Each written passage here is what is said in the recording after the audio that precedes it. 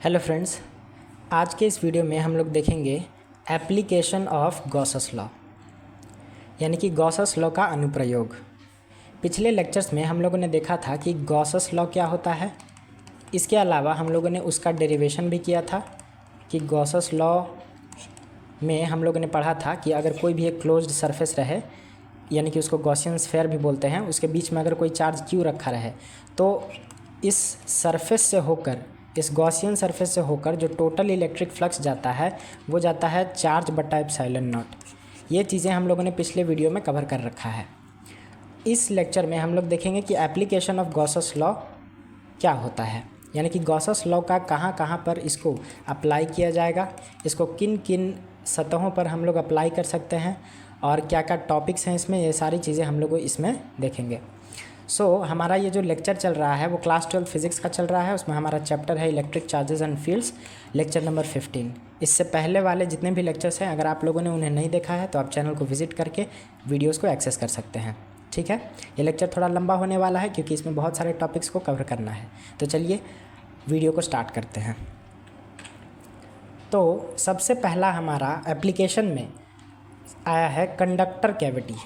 अब सबसे पहले आप समझिए कि कंडक्टर कैविटी आखिर कहते किसको हैं। तो ये हमारा पॉइंट है कि a conductor cavity is a hollow empty space with in a solid conductor often used for electrostatic shielding. अब इसका क्या मतलब हुआ। सपोज़ यहाँ पर हमारे पास एक ऐसा गोल संरचना वाला एक स्ट्रक्चर है जिसमें ये वाला जो एरिया है हमारे पास, ये कंडक्टर है। ठीक है, और कंडक्टर जो है वो बीच से ऐसे काटा हुआ है, जिसके बीच में ऐसे ही खोखला है, यानी कि हॉलो स्पेस है। ठीक है, तो इस हॉलो स्पेस को हम लोग बेसिकली कहते हैं कैविटी। ठीक है, ये जो हॉलो स्पेस है हमारा, इसको कहते हैं कैविटी। तो यहाँ पे लिखा हुआ है कंडक्टर कैविटी, यानी कि सुचालक से बनने वाला कैविटी एक हॉलो एम्प्टी स्पेस होता है with in a solid conductor, यानी कि एक सॉलिड कंडक्टर के बीच में खाली स्थान अगर होगा तो उसको हम लोग कहेंगे कि वो कंडक्टर का कैविटी है। ठीक है, जैसे आप लोगों ने देखा होगा कि जो घर में जलने वाले चूल्हे होते हैं उसमें जो इस तरीके का जो यहाँ पे लोहा का बना रहता है, उसके बीच में यहाँ पर खाली स्थान होता है। सिर्फ यहाँ साइड में लोहा का यहाँ पे गैस का छिद्र होता है जिससे गैस निकलता है। ठीक है, तो ये एक तरीके का हमारा कैविटी का एग्जाम्पल हो गया। इसके साथ ही साथ आप लोगों ने डोनट देखा होगा। ठीक है, डोनट शेप। तो डोनट तो वैसे एक खाद्य पदार्थ है, लेकिन अगर उसी शेप का इसमें अगर ये वाला हिस्सा कंडक्टर का हो और बीच वाला हिस्सा खाली हो, खाली यानी कि एम्प्टी हो, यहाँ पर हमने वर्ड यूज़ किया है एम्प्टी, तो हम कहेंगे कि ये जो खाली स्थान है ये हमारा है कैविटी। ठीक है, और अगर इसका जो सरफेस है यहाँ पे ये वाला, वो अगर कंडक्टर से बना हो तो हम कहेंगे उसको कंडक्टर कैविटी। आई होप आप लोगों को ये बात समझ में आया होगा कि कंडक्टर कैविटी आखिर कहते किसको हैं। नेक्स्ट पॉइंट है हमारा कि it has its inner surface and outer surface. अब ऑब्वियसली अगर बीच में कोई खाली स्थान है तो इसका मतलब इसके पास एक अपना इनर सरफेस होगा। यहाँ पर आप देख सकते हैं कि ये तो हमारा कैविटी है, लेकिन इस कैविटी का एक यहाँ पे इनर सरफेस है, यहाँ पे ऐसे ये वाला जो सरफेस हो गया वो इनर सरफेस है। ठीक है, और एक आउटर सरफेस है यहाँ पे जो बाहर इस कैविटी को घेरता है। कंडक्टर कैविटी के पास एक इनर सरफेस होता है और एक आउटर सरफेस होता है। अगला पॉइंट है कि when there is no charge placed at the centre of the cavity the net electric field inside the cavity is zero. अब यहाँ पे आप समझिए कि हम लोग क्या करेंगे कि इसमें एक एक करके चार्ज को पुट करेंगे। ठीक है, यानी कि सपोज़ हमारे पास यहाँ पे एक कैविटी है, तो उसके बीच में अगर हम लोगों ने चार्ज को पुट कर दिया इसके सेंटर पे, तो चार्ज को पुट करने से होता ये है कि चार्ज से निकलता है इलेक्ट्रिक फील्ड, तो इलेक्ट्रिक फील्ड इसके अंदर विद्यमान हो जाएगा। ठीक है, यानी कि इस कैविटी से होकर कुछ ना कुछ अंदर ही अंदर इलेक्ट्रिक फील्ड होगा। लेकिन अगर सपोज़ यहाँ पे कोई चार्ज ही ना हो तो कोई इलेक्ट्रिक फील्ड वहाँ पे नहीं होगा, यानी कि एब्सेंस ऑफ चार्ज में कोई इलेक्ट्रिक फील्ड नहीं होगा, नो इलेक्ट्रिक फील्ड। ठीक है, एब्सेंस ऑफ चार्ज में कोई इलेक्ट्रिक फील्ड यहाँ पे नहीं होगा। लेकिन यही अगर बीच में अगर कोई चार्ज रख दिया जाए तो उस केस में वहाँ पे इलेक्ट्रिक फील्ड होगा। आगे चल के हम लोग देखेंगे कि जब सेंटर पर हम लोग कोई चार्ज रखते हैं तो उससे जो इलेक्ट्रिक फील्ड निकलता है तो इस सरफेस से होकर कितना इलेक्ट्रिक फ्लक्स जाएगा, गॉसेस लॉ में हम लोग उसी का प्रयोग पढ़ने वाले हैं। ठीक है। सो एब्सेंस ऑफ चार्ज में ये सवाल पूछता है कि अगर किसी कंडक्टर कैविटी में के बीच में अगर कोई चार्ज ना हो तो उसके अंदर इलेक्ट्रिक फील्ड कितना होगा। सो नो इलेक्ट्रिक फील्ड, या फिर हम कह सकते हैं ज़ीरो इलेक्ट्रिक फील्ड।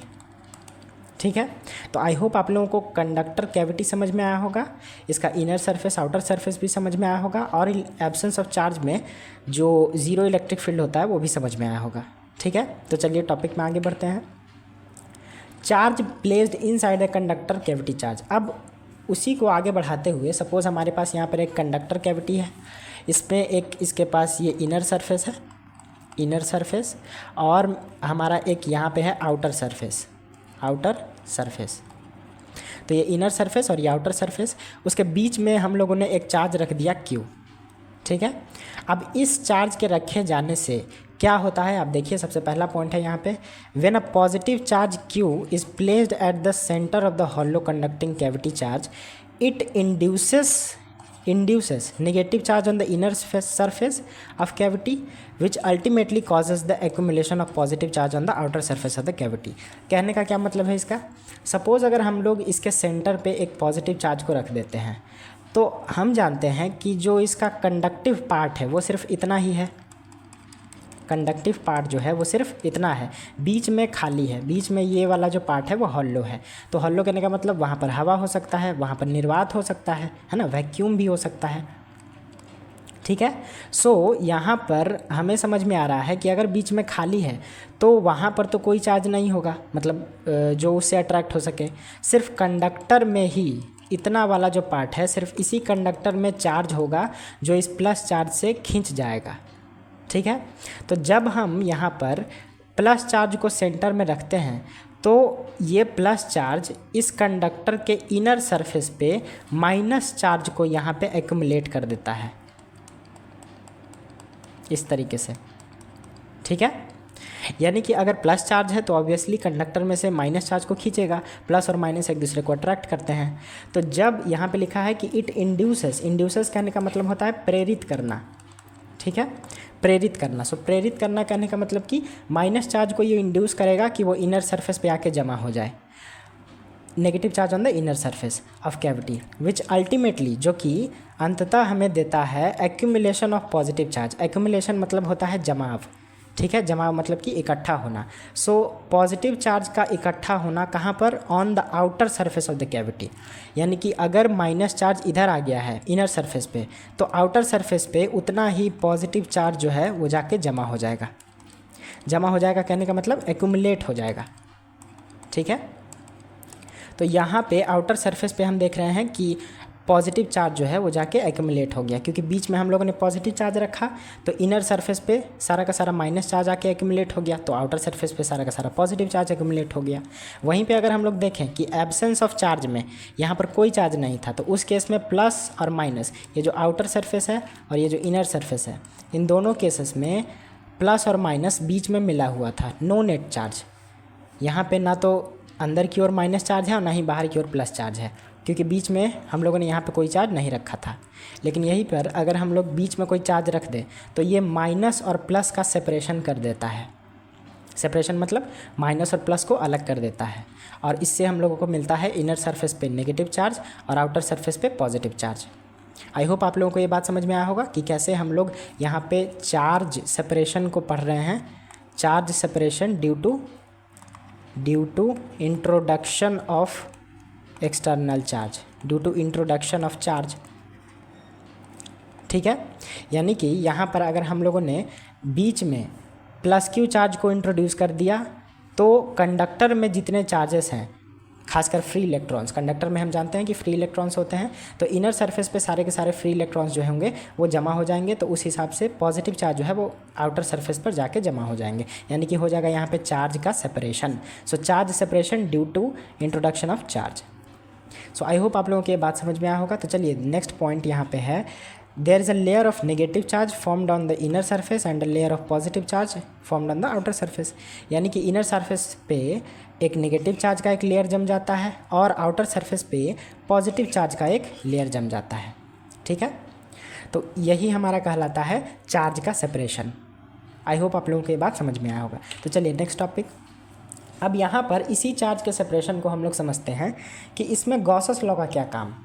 तो हम लोग जानते हैं कि गॉसस लॉ से यहाँ पर हम लोगों ने पढ़ा था कि जो गॉसस लॉ होता है, एक सेकेंड, हम लोगों ने यहाँ पे देखा था कि जो गॉसस लॉ होता है उससे डायरेक्ट हम लोग निकालते हैं इलेक्ट्रिक फ्लक्स। ठीक है, पिछले वीडियो लेक्चर में हम लोगों ने इस पे बात किया था कि गॉसस लॉ से हम लोग सीधा सीधा इलेक्ट्रिक फ्लक्स की गणना करते हैं।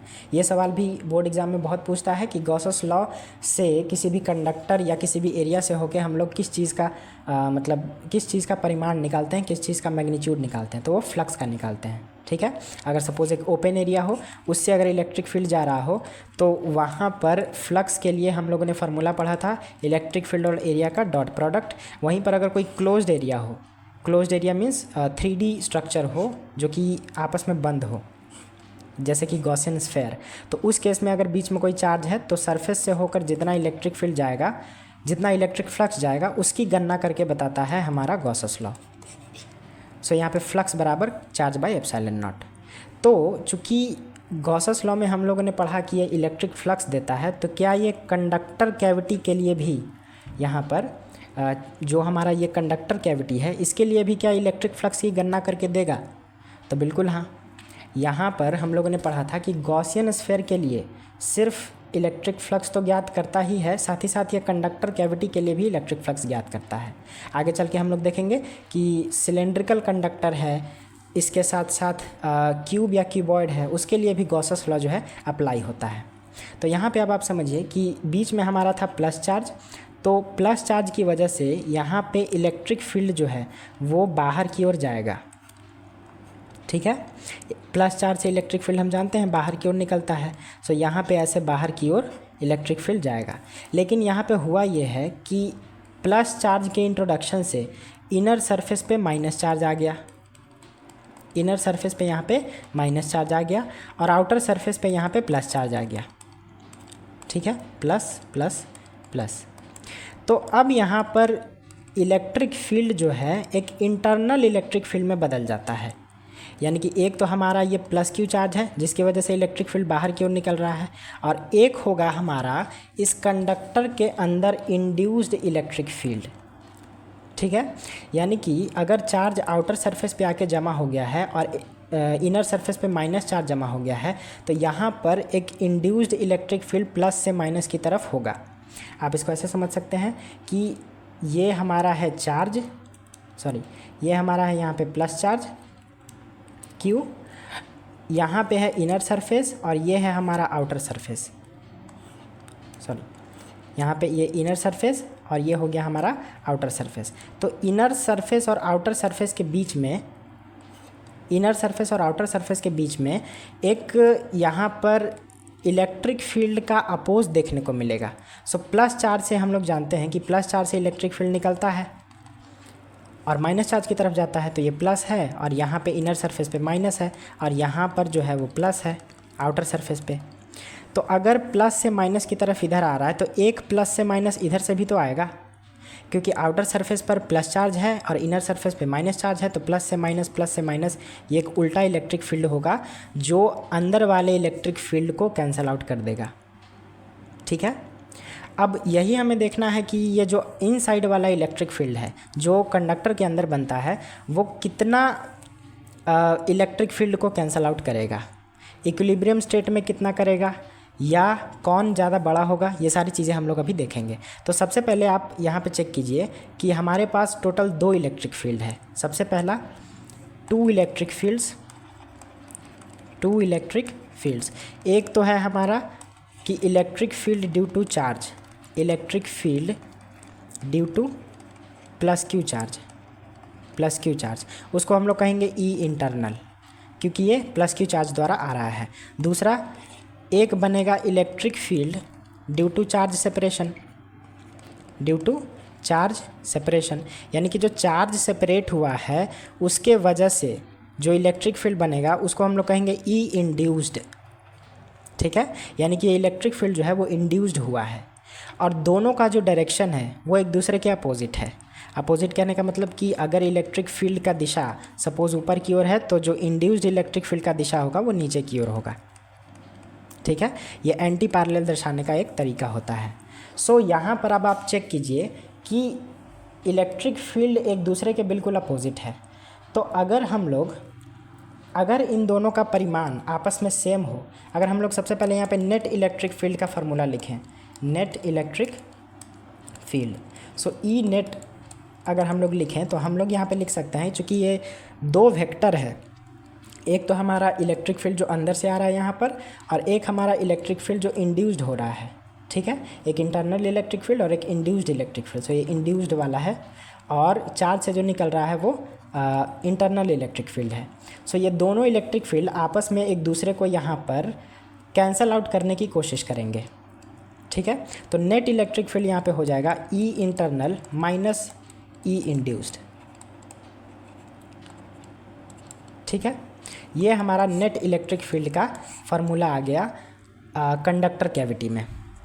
अब इसी को अगर हम लोग इक्विलिब्रियम स्टेट में देखें, सो इक्विलिब्रियम कहने का मतलब यहाँ पर हमारे पास एक सेकेंड चार्ज कंडक्टर है।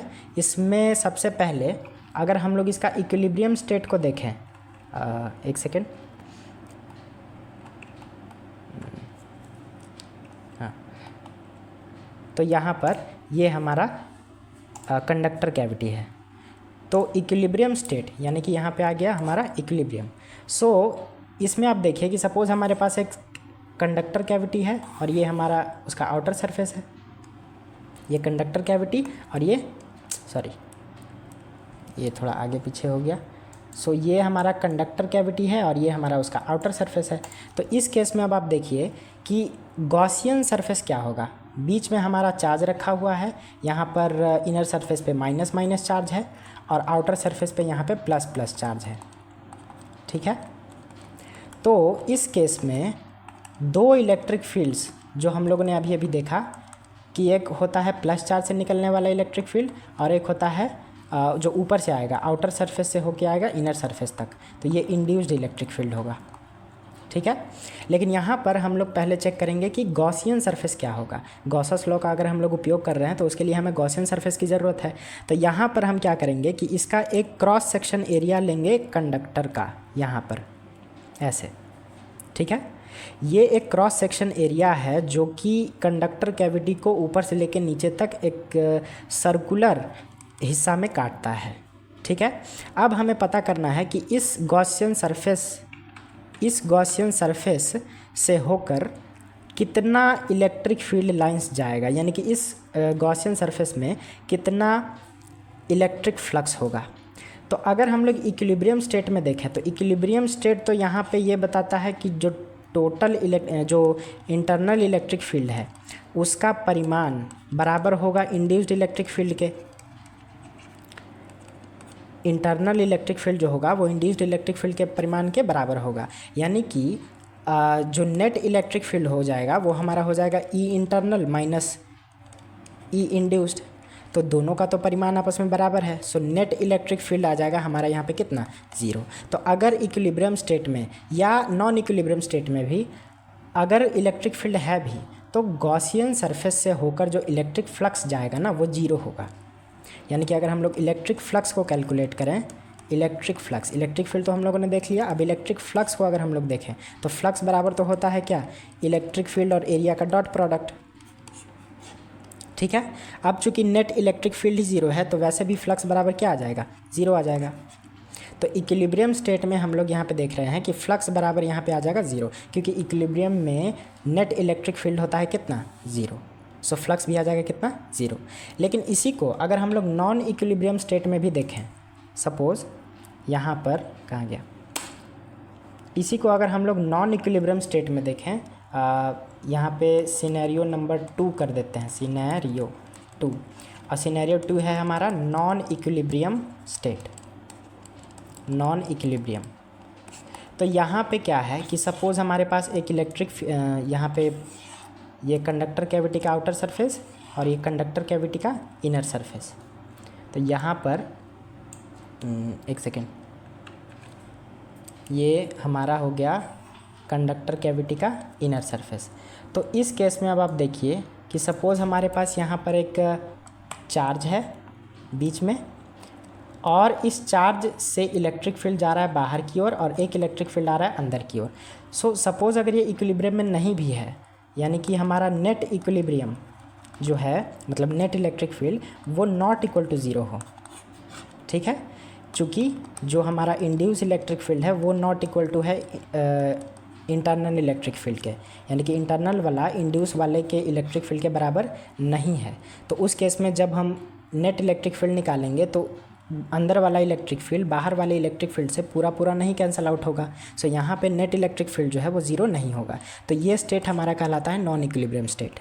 अब इस स्टेट में भी देखें तो अगर सपोज़ हम लोग यहाँ पे गॉसियन सरफेस लेते हैं, कहीं पे भी आप ले सकते हैं, यहाँ पे कोई भी एक अनुप्रस्थ काट क्षेत्रफल हमें लेना है।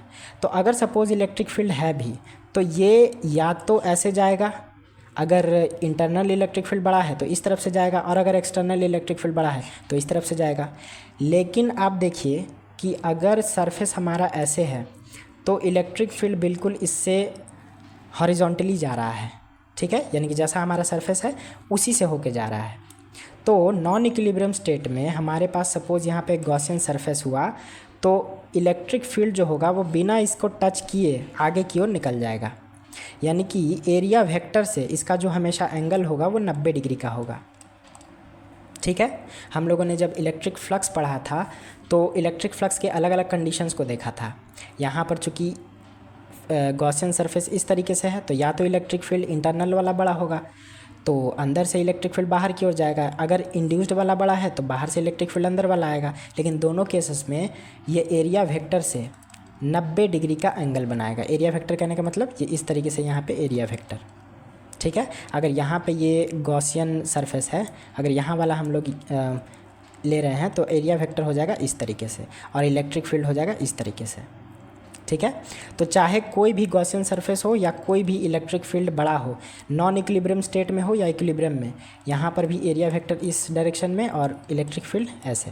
तो किसी भी स्टेट में आप देखें तो इलेक्ट्रिक फील्ड जो है, नेट इलेक्ट्रिक फील्ड, वो एरिया वेक्टर से 90 डिग्री का एंगल बना रहा है। ठीक है, तो इलेक्ट्रिक फील्ड जो है, नेट इलेक्ट्रिक फील्ड, वो एरिया वेक्टर से 90 डिग्री। सो इस केस में अगर हम लोग इलेक्ट्रिक फ्लक्स निकालें तो फ्लक्स बराबर यहाँ पे हो जाएगा ई ए कॉस 90 डिग्री, क्योंकि हम लोग जानते हैं कि ई और ए का डॉट प्रोडक्ट कॉस थीटा में आता है। सो कॉस 90 का वैल्यू वैसे भी 0 होता है। सो ई ए इंटू 0 यहाँ पर फ्लक्स बराबर आ जाएगा 0।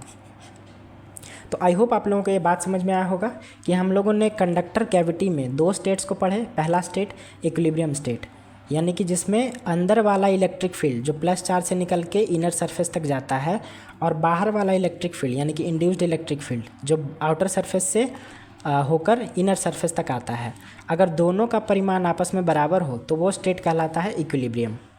ठीक है, उस केस में अगर हम लोग नेट इलेक्ट्रिक फील्ड निकालें तो इंटरनल इलेक्ट्रिक फील्ड में से इंड्यूस्ड इलेक्ट्रिक फील्ड को घटा देंगे, तो चूंकि दोनों का परिमाण बराबर है इसीलिए यहाँ पर नेट इलेक्ट्रिक फील्ड आ जाएगा 0। तो अगर नेट इलेक्ट्रिक फील्ड 0 आया है तो इलेक्ट्रिक फ्लक्स भी कितना हो जाएगा, ई और ए का डॉट प्रोडक्ट, तो फ्लक्स बराबर यहाँ हो जाएगा 0, क्योंकि यहाँ पे फ्लक्स बराबर 0 इंटू एरिया, ऑब्वियसली यहाँ पे आ जाएगा कितना, फ्लक्स बराबर 0। ठीक है, तो आई होप ये इक्विलिब्रियम वाला पॉइंट आपको समझ में आया होगा। उसी तरीके से अगर हम लोग नॉन इक्विलिब्रियम में यहाँ देखें सिनेरियो 2 में, तो नॉन इक्विलिब्रियम स्टेट वो स्टेट होता है जिसमें या तो इनसाइड वाला या तो यहाँ पे इनसाइड वाला इलेक्ट्रिक फील्ड बड़ा हो या इंड्यूस्ड वाला इलेक्ट्रिक फील्ड बड़ा हो। तो अगर दोनों का परिमाण आपस में सेम नहीं है तो कुछ ना कुछ नेट इलेक्ट्रिक फील्ड होगा, या तो वो कैंसिल आउट करेगा या इंड्यूस्ड वाला कैंसिल आउट करेगा, तो कुछ इलेक्ट्रिक फील्ड होगा। तो जितना भी इलेक्ट्रिक फील्ड होगा वो गॉसियन सरफेस से होके एरिया वेक्टर से 90 डिग्री बनाते हुए जाएगा। ठीक है, तो अगर 90 डिग्री बनाते हुए जा भी रहा है तो वो गॉसियन सरफेस से होकर थोड़ी जाएगा, वो गॉसियन सरफेस को बस टच करके निकल जाएगा। तो उस केस में अगर हम लोग फ्लक्स को यहाँ पे कैलकुलेट करें तो ये हो जाएगा ई इंटू ए इंटू कॉस 90 डिग्री, और कॉस 90 का वैल्यू होता है 0, सो फ्लक्स बराबर आ जाएगा 0। यानी कि इक्विलिब्रियम स्टेट देखें या नॉन इक्विलिब्रियम स्टेट देखें, दोनों स्टेट में कंडक्टर कैविटी से होकर जाने वाला जो फ्लक्स होता है वो हमेशा ज़ीरो होता है। Flux always equal to zero. ठीक है, तो चलिए आई होप आप लोगों को ये कंडक्टर कैविटी का जो कॉन्सेप्ट है वो समझ में आया होगा। कैसे हम लोग बीच में कंडक्टर के जो हॉलो स्पेस होता है उसके बीच में हम लोग चार्ज रखते हैं, कैसे इलेक्ट्रिक फील्ड को हम लोग कैलकुलेट करते हैं, कैसे इंटरनल इलेक्ट्रिक फील्ड और इंड्यूस्ड इलेक्ट्रिक फील्ड आता है, चार्ज का सेपरेशन कैसे होता है और फ्लक्स कैसे निकालते हैं। तो ये बातें आपको समझ में आई होगी। तो चलिए अब नेक्स्ट टॉपिक के आगे चलते हैं। तो यहाँ पे हमारे पास है एक सेकेंड, यहाँ पे ठीक है। सो ये तो यहाँ पर आप देख रहे हैं कि हमारे पास अब आ गया है क्यूब और क्यूबॉइड से इलेक्ट्रिक फ्लक्स, यानी कि यहाँ पे लिखा हुआ है electric flux through cube and cuboid. तो अब कंडक्टर कैविटी से इलेक्ट्रिक फ्लक्स कितना होता है ये तो हम लोगों ने देख लिया। अब उसी चीज़ को हम लोग क्यूब और क्यूबॉइड के लिए देखेंगे। ठीक है, तो अब क्यूब और क्यूबॉइड क्या है, तो सबसे पहले यहाँ पर आप देखिए कि ये हमारे पास एक क्यूब है या क्यूबॉइड है। तो इसमें ये जो क्यूबॉइड है ये एक्चुअली कंडक्टर का बना हुआ है। ठीक है, कंडक्टर कहने का मतलब हो सकता है लोहा का हो या हो सकता है कॉपर का हो। तो अब इसमें बीच में हम लोगों ने एक गॉसियन स्फीयर लिया हुआ है, गॉसियन सरफेस। हमें पता करना है कि इस गॉसियन सरफेस से होकर फ्लक्स कितना जाएगा, क्योंकि गॉसेस लॉ जो होता है वो फ्लक्स ही देता है। तो फ्लक्स इससे होकर कितना होगा ये हमें फाइंड आउट करना है। तो यहाँ पर आप देख रहे हैं कि एक बाहरी इलेक्ट्रिक फील्ड है जिसको हम लोग कहेंगे ई एक्सटर्नल। एक बाहरी इलेक्ट्रिक फील्ड है जो इस कंडक्टर से होते हुए, बीच से होते हुए ऐसे होकर इधर जा रहा है। ठीक है, तो जब हम लोग जानते हैं कि जब भी इलेक्ट्रिक फील्ड किसी कंडक्टर से होकर जाता है तो वो उसके अंदर चार्ज को सेपरेट कर देता है।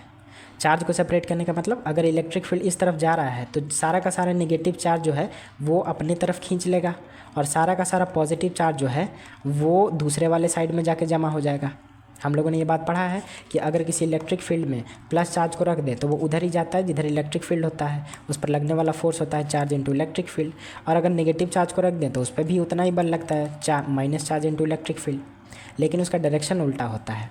ठीक है, तो अगर हम लोग इस क्यूब को या क्यूबॉइड को जो कि कंडक्टर का बना हुआ है तो उसके अंदर फ्री इलेक्ट्रॉन्स होगा और वो फ्री इलेक्ट्रॉन्स का जो ये लेफ़्ट वाला सरफेस है, लेफ़्ट वाले सरफेस पे यहाँ पे आके सारे इलेक्ट्रॉन्स जमा हो जाएंगे क्योंकि इलेक्ट्रिक फील्ड जो है वो लेफ़्ट से आ रहा है। और जो राइट वाला साइड है, ये साइड, उस साइड पे सारे के सारे पॉजिटिव चार्जेस जो हैं वो जाके जमा हो जाएंगे। तो अब आप यहाँ पे चेक कीजिए कि एक तो इलेक्ट्रिक फील्ड हमारा आ रहा है एक्सटर्नल और एक इलेक्ट्रिक फील्ड बनेगा इसका इंटरनल। इंटरनल कहने का मतलब कि अगर राइट साइड वाला पूरा का पूरा प्लस चार्ज बन गया और लेफ़्ट साइड वाला सरफेस पूरा नेगेटिव चार्ज बन गया तो उस केस में क्या अंदर से एक इंड्यूस्ड इलेक्ट्रिक फील्ड या इंटरनल इलेक्ट्रिक फील्ड बिल्कुल यहाँ से बनेगा।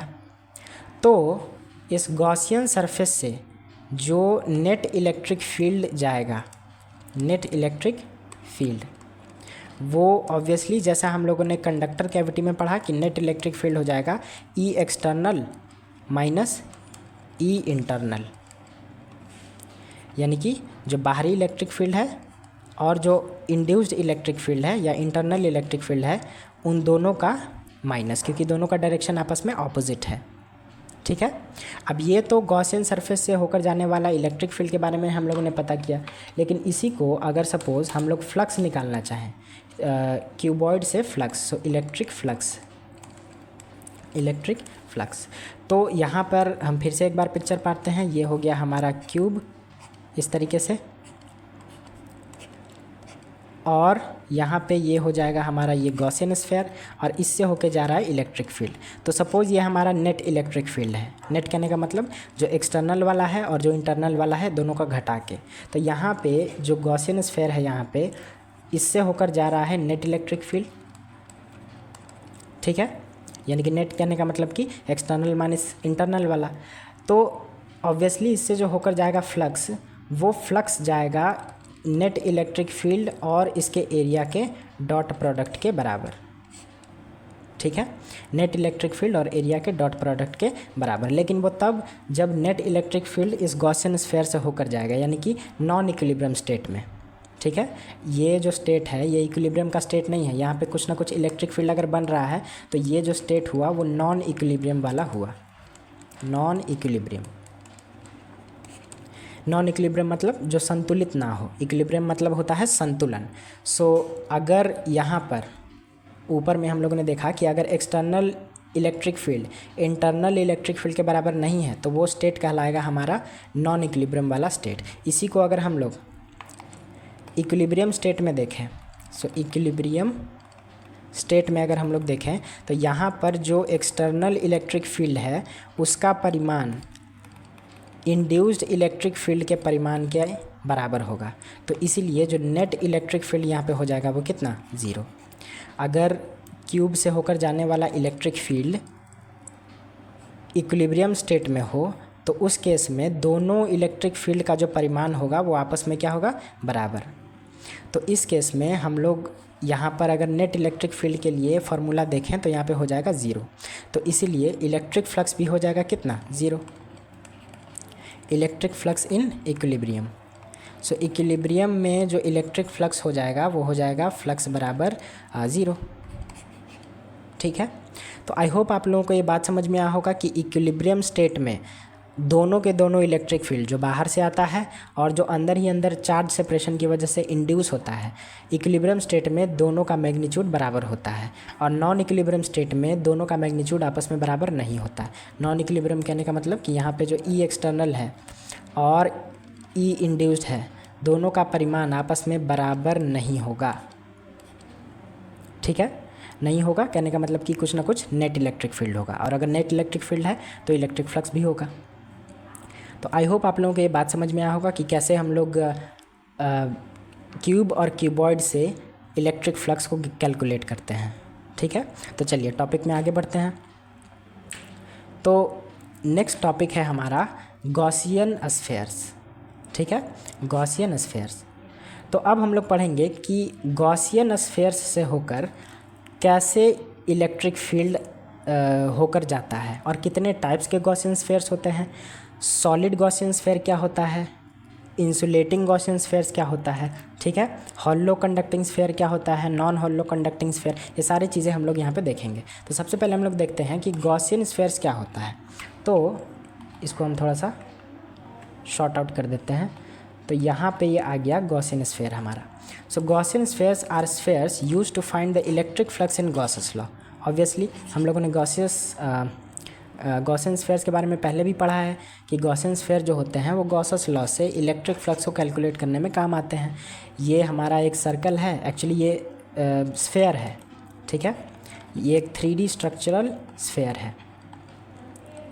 उसके सेंटर पर हम लोग यहाँ पर चार्ज रखेंगे और उससे होकर जाने वाला जो इलेक्ट्रिक फील्ड है उससे हम लोग ज्ञात करेंगे कि फ्लक्स कितना होगा। ठीक है, तो ये हमारा काम आता है गॉसियन स्फीयर में इलेक्ट्रिक फ्लक्स को कैलकुलेट करने में। ठीक है, तो अब यहाँ पे समझते हैं कि टाइप्स ऑफ गॉसियन स्फीयर्स क्या होता है। अब गॉसियन स्फीयर कितने तरह के होते हैं, तो चलिए आप लोग चाहें तो इसका स्क्रीनशॉट ले सकते हैं।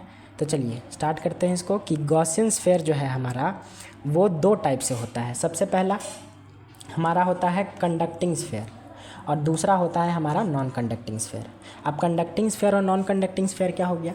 सपोज़ आप एक कोई भी रैंडम एक गोला लीजिए और वो गोला हो सकता है किसी कंडक्टर का बना हो।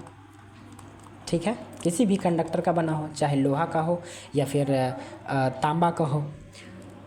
उसी के साथ साथ आप एक दूसरा गोला लीजिए जो ऐसे ही कोई रैंडम है, जैसे कि आप सपोज़ ये प्लास्टिक बॉल, तो वो भी एक तरीके का गोला है, वो भी अंदर से खाली है। या फिर आप कोई कंचा ले सकते हैं। कंचा कहने का मतलब एक राउंडेड ग्लास का बना होता है, तो वो भी एक गॉसियन स्फीयर हुआ। तो प्लास्टिक हो चाहे वो कांच हो, दोनों के दोनों जो होते हैं वो नॉन कंडक्टिंग होते हैं। सो इस तरह के गोले जो होंगे वो नॉन कंडक्टिंग स्फीयर कहलाएंगे। ठीक है, तो कंडक्टिंग स्फीयर में भी हम लोग उसको 2 अलग अलग पार्ट में डिवाइड करते हैं। सबसे पहला आता है हमारा सॉलिड कंडक्टिंग स्फीयर और दूसरा आता है हमारा हॉलो कंडक्टिंग स्फीयर। और उसी तरीके से नॉन कंडक्टिंग स्फीयर में भी हम लोग देखेंगे, ये आता है सॉलिड नॉन कंडक्टिंग स्फीयर और hollow non conducting sphere. Solid conducting sphere सबसे पहला, इसका मतलब कि एक ऐसा स्फेयर होगा, एक ऐसा गोला होगा जो सॉलिड होगा। सॉलिड कहने का मतलब अंदर से भरा होगा, ठीक है, अंदर से भरा होगा, वो खोखला नहीं होगा। और दूसरा कि ये कंडक्टर का बना होगा। जैसे आप समझिए कि एक लोहा का गेंद जो अंदर से भरा हुआ है पूरा लोहा से, या फिर साइकिल का जो बॉल बियरिंग होता है, वो बॉल बियरिंग में जो छोटे छोटे जो स्फेयर्स होते हैं जो लगे होते हैं उसमें, वो भी हमारा सॉलिड कंडक्टिंग स्फेयर होता है, ठीक है। उसी के साथ साथ अगर हॉलो कंडक्टिंग स्फेयर देखें तो हॉलो कंडक्टिंग स्फेयर में ये बना तो होगा कंडक्टर से, लेकिन अंदर होगा इस खाली, अंदर जो है ये हॉलो होगा। सो अगर कोई स्फेयर जो कंडक्टर से बना हुआ हो, जो सिर्फ सरफेस पर कंडक्टर हो, अंदर से वो खाली हो, तो उसको हम लोग कहेंगे हॉलो कंडक्टिंग स्फेयर। उसी तरीके से नॉन कंडक्टिंग स्फेयर में आ जाए तो यही दो टाइप्स होंगे, लेकिन ये कंडक्टर के बने नहीं होंगे, ये नॉन कंडक्टर के बने होंगे। जैसे कि सपोज़ यहाँ पे एक प्लास्टिक बल्ब ले लेते हैं, तो यहाँ पे अगर हम लोग प्लास्टिक बल्ब को लेते हैं कंसिडरेशन में, तो वो तो अंदर से खाली होता है, तो वो हॉलो नॉन कंडक्टिंग स्फेयर के कैटेगरी में आ जाएगा। सॉलिड नॉन कंडक्टिंग स्फेयर में आप कोई भी एग्जांपल ले सकते हैं, जैसे कि हो गया हमारा कांच, जो कि अंदर से भी भरा होता है। सो सॉलिड है कहने का मतलब कि वो अंदर से भी भरा होगा और नॉन कंडक्टर होगा, ठीक है। उसी तरीके से हॉलो नॉन कंडक्टिंग स्फेयर कहने का मतलब जैसे कि प्लास्टिक बल्ब जो अंदर से हॉलो है, अंदर से खाली है, लेकिन ऊपर से सिर्फ नॉन कंडक्टर है, सरफेस पर नॉन कंडक्टर, ठीक है। तो आई होप आप लोगों को ये कैटेगराइजेशन जो है ये समझ में आया होगा कि कैसे गॉसियन स्फेयर को हम लोग अलग अलग कैटेगरी में डिवाइड करते हैं। इन सारे अलग अलग कैटेगरी को हम लोग एक एक करके पढ़ेंगे। इन सब से हम लोग इलेक्ट्रिक फील्ड को किस कंडक्टिंग स्फेयर से कितना इलेक्ट्रिक फील्ड होकर जाता है, कितना पोटेंशियल होता है, वो सारी चीज़ें हम लोग आगे देखें। तो चलिए, यहाँ पर हमारा सबसे पहला टॉपिक होगा कंडक्टिंग स्फेयर, ठीक है। तो सबसे पहले हम लोग गॉसियन स्फेयर के अंदर देखते हैं कंडक्टिंग स्फेयर। तो कंडक्टिंग स्फेयर एक ऐसा स्फेयर हो जाएगा हमारा जो कंडक्टर से बना होगा, ठीक है, जो कंडक्टर से बना होगा, यानी कि made with conductors, made with conductors. So या तो एक कंडक्टर से बना होगा, या हो सकता है कि वो कंडक्टर के किसी मिश्रण से बना हो जो कि खुद एक कंडक्टर हो, ठीक है। सो यहाँ पर हमारा पॉइंट है कि conducting sphere is a Gaussian sphere usually made up with metals, जो ज़्यादातर मेटल से बने होते हैं, क्योंकि ज़्यादातर जो मेटल्स होते हैं वो कंडक्टर कहलाते हैं, ठीक है। जैसे एक जनरल बात है कि जो मेटल्स होंगे वो कंडक्टर होंगे, जैसे कि आयरन हो गया, कॉपर हो गया, ये सारे मेटल्स भी हैं और कंडक्टर भी हैं। तो इन सब से बने जो गोले होते हैं, जो स्फेयर्स होते हैं, उनको हम लोग कहते हैं कंडक्टिंग स्फेयर, ठीक है। कंडक्टिंग स्फेयर दो तरीके के होते हैं, जैसा हम लोगों ने पहले कैटेगराइज किया था कि there are two types of conducting sphere, पहला सॉलिड कंडक्टिंग स्फेयर, दूसरा हॉलो कंडक्टिंग स्फेयर। हम लोगों ने यहाँ पे भी देखा था कि जो कंडक्टिंग स्फेयर है हमारा यहाँ पे, उसको दो पार्ट में डिवाइड किया, पहला सॉलिड कंडक्टिंग स्फेयर और दूसरा हॉलो कंडक्टिंग स्फेयर। सो ये और ये, तो आप लोग चाहें तो इसको नोट डाउन कर सकते हैं या फिर आप स्क्रीनशॉट लेकर भी इसको खींच सकते हैं, ठीक है। तो चलिए टॉपिक में आगे चलते हैं। तो सबसे पहला हमारा यहाँ पर आएगा सॉलिड कंडक्टिंग स्फेयर। सो पहला सॉलिड कंडक्टिंग स्फेयर, तो पॉइंट है हमारा a solid conducting sphere is a 3D sphere of radius r filled with a conducting material. Obviously यहाँ पे जैसा इसका नाम है वैसा ही इसका स्ट्रक्चर होगा कि पहला नंबर ये सॉलिड होगा, ठीक है। सॉलिड कहने का मतलब ठोस, या फिर ऐसा समझ लीजिए कि भरा हुआ, ठीक है, यानी कि बाहर से भी भरा, अंदर से भी भरा होगा और सरफेस पे भी। तो इसके हर एक आयतन में कंडक्टर भरा होगा। कंडक्टर कहने का मतलब जैसे अगर लोहा का बना हुआ है तो लोहा भरा होगा, कॉपर का बना हुआ है तो कॉपर भरा होगा।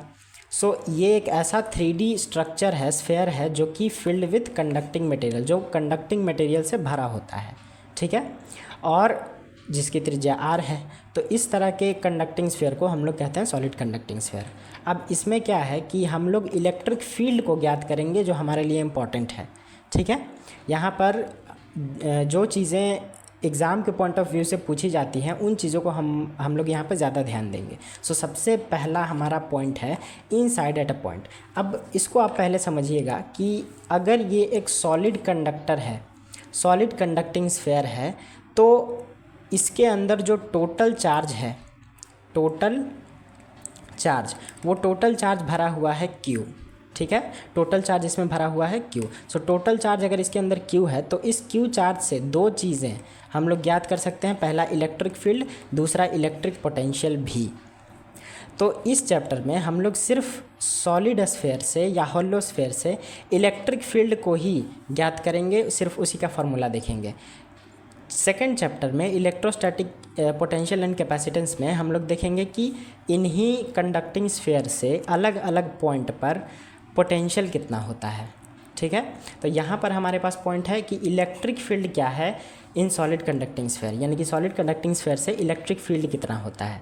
आगे चल के हम लोग जितने भी हम लोगों ने ये यहाँ पर इसको कैटेगराइज किया था अलग अलग पार्ट में कि कंडक्टिंग स्फेयर में ये दो हैं सॉलिड और हॉलो, और नॉन कंडक्टिंग में भी दो हैं, एक सॉलिड और हॉलो नॉन कंडक्टिंग स्फेयर।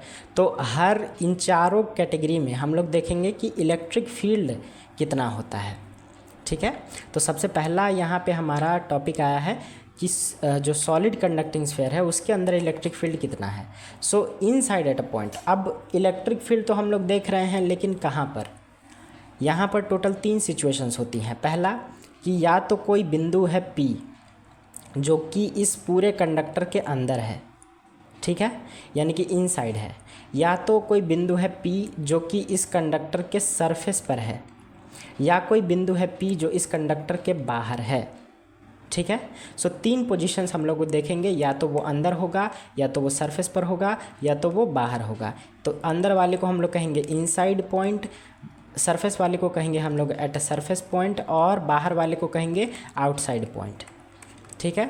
तो हर कैटेगरी में हम लोग इन 3 पॉइंट्स पर इलेक्ट्रिक फील्ड का फार्मूला देखेंगे कि किस स्फेयर में, solid conducting sphere, hollow conducting sphere, किस तरह के स्फेयर में कौन से बिंदु पर कितना इलेक्ट्रिक फील्ड होता है, ये सारी चीज़ें हम लोग यहाँ पे देखेंगे। तो सबसे पहला पॉइंट हमारा आता है सॉलिड कंडक्टिंग स्फेयर में कि अंदर के किसी बिंदु पे कितना इलेक्ट्रिक फील्ड होगा, ठीक है।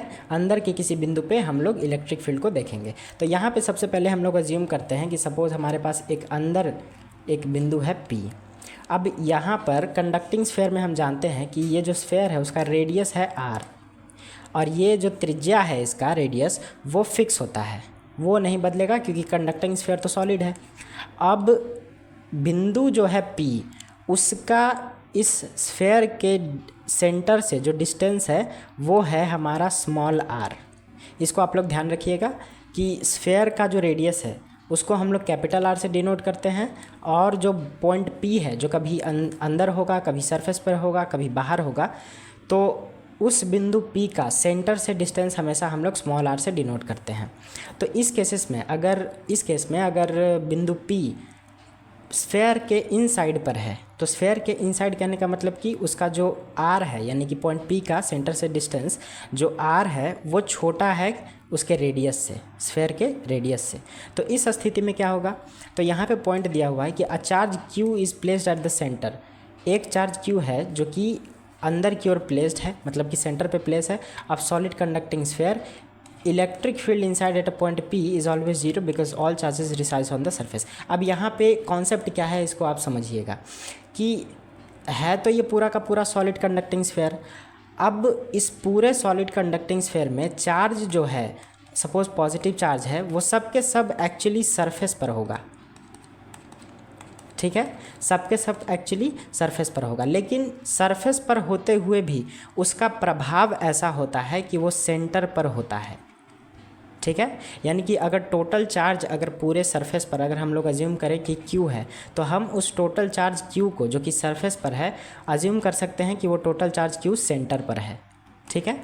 तो सॉलिड कंडक्टिंग स्फेयर में होता ये है कि चूँकि एक्चुअली में तो चार्ज सरफेस पर है, तो यहाँ पे लिखा है कि electric field inside at a point P is always 0 because all charges resides on the surface.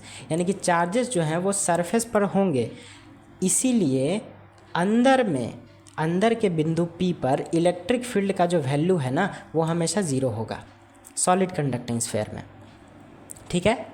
I hope आप लोगों को ये बात समझ में आया होगा कि अगर सरफेस पर चार्ज होता है तो अंदर की ओर उसका प्रभाव जो है वो 0 होता है। यानी कि ये जो प्लस चार्ज है, आप इसको ऐसे समझिए कि यहाँ पर मेरे पास एक सॉलिड कंडक्टिंग स्फेयर है, इसमें एक तरफ ये प्लस चार्ज है और इस साइड भी प्लस चार्ज होगा, यहाँ पे भी होगा, यहाँ पे भी होगा, तो हर तरफ से सरफेस पर प्लस चार्ज होगा।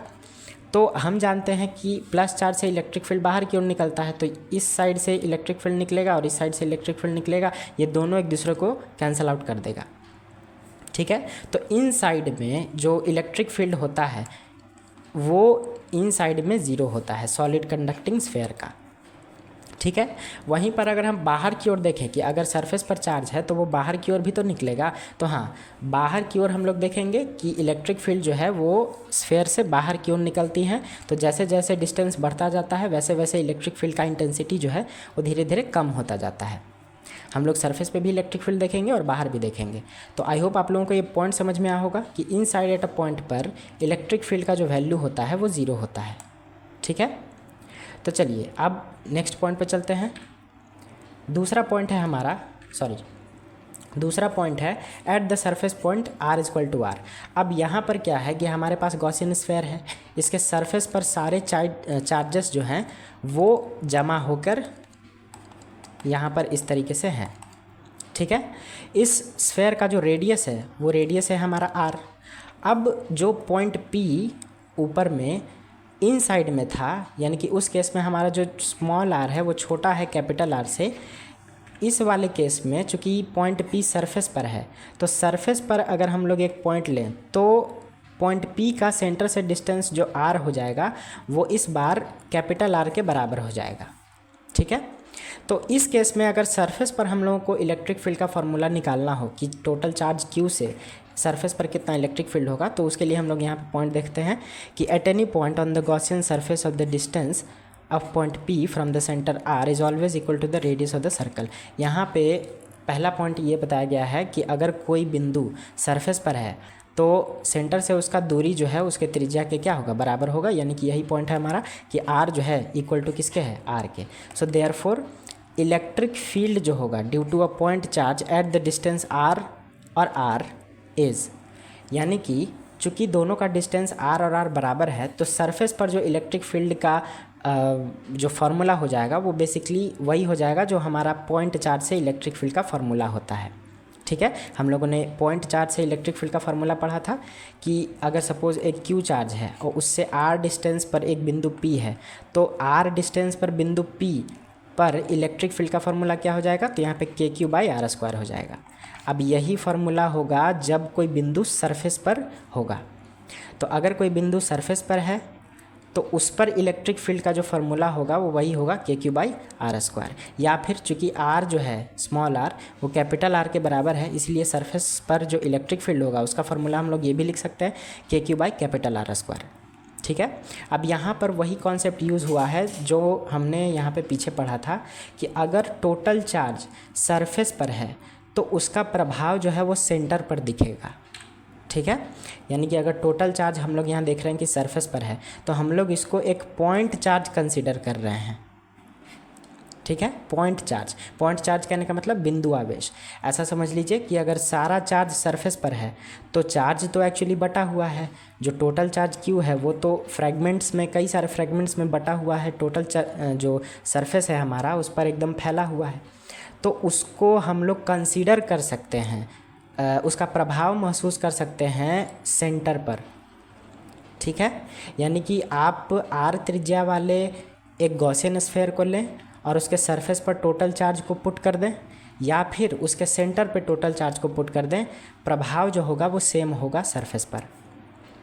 ठीक है, सो यहाँ पर ये जो टोटल चार्ज सरफेस पर फैला हुआ है उसको हम लोग समझ सकते हैं कि Q चार्ज है सेंटर पर। तो एक Q चार्ज से R डिस्टेंस पर P बिंदु है तो वहाँ पर इलेक्ट्रिक फील्ड का फार्मूला हो जाता है KQ/R²। चूँकि पॉइंट P का डिस्टेंस सेंटर से R है और रेडियस भी यहाँ पे R है, दोनों यहाँ पे बराबर है सरफेस पर, तो इसीलिए ये दोनों फार्मूला हो जाता है KQ/R²। तो आई होप आप लोगों को सरफेस पर इलेक्ट्रिक फील्ड का फार्मूला समझ में आया होगा। तो चलिए तीसरा पॉइंट पे चलते हैं। थर्ड पॉइंट है हमारा आउटसाइड एट अ पॉइंट।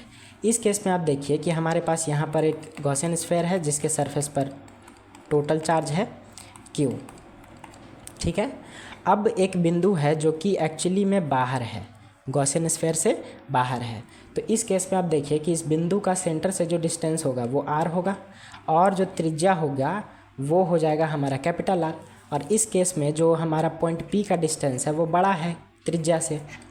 तो यहाँ पे पॉइंट देखते हैं हम लोग कि at any point outside of the Gaussian sphere the distance of point P is always greater than the radius R। जो पॉइंट P का सेंटर से डिस्टेंस है वो उसके त्रिज्या से बड़ा होगा। दूसरा point, the Gaussian sphere now behaves like a point charge so the electric field intensity decreases as the distance from the Gaussian sphere increases.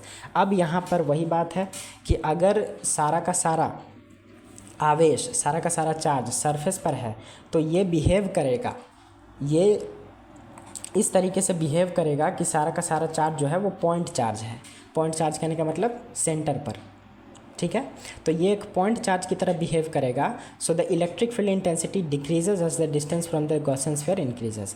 अब जैसे ही हम लोग सरफेस से जितना दूर जाएंगे, जितना भी हम लोग जैसे जैसे दूर जाएंगे वैसे वैसे इलेक्ट्रिक फील्ड का जो इंटेंसिटी है वो घटेगा। ऑब्वियसली हम लोग जानते हैं कि अगर कोई चार्ज है तो उसके पास में इलेक्ट्रिक फील्ड का इंटेंसिटी जो है E वो ज़्यादा मिलेगा और जैसे जैसे दूर जाएंगे इलेक्ट्रिक फील्ड का इंटेंसिटी कम मिलेगा। तो किसी भी बिंदु पे, कोई भी बिंदु जो बाहर है उस पर इलेक्ट्रिक फील्ड का जो फार्मूला हो जाएगा E आउटसाइड का वो ऑब्वियसली हो जाएगा KQ/R²।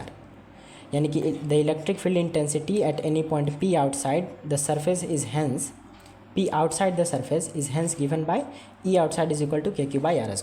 अब आप कहेंगे कि इसमें और सरफेस वाले में क्या अंतर है। तो आउटसाइड वाले इलेक्ट्रिक फील्ड और सरफेस वाले इलेक्ट्रिक फील्ड में अंतर ये है कि आउटसाइड में सरफेस में क्या है कि जो रेडियस है R, कैपिटल R, वो पॉइंट P के डिस्टेंस R के बराबर है।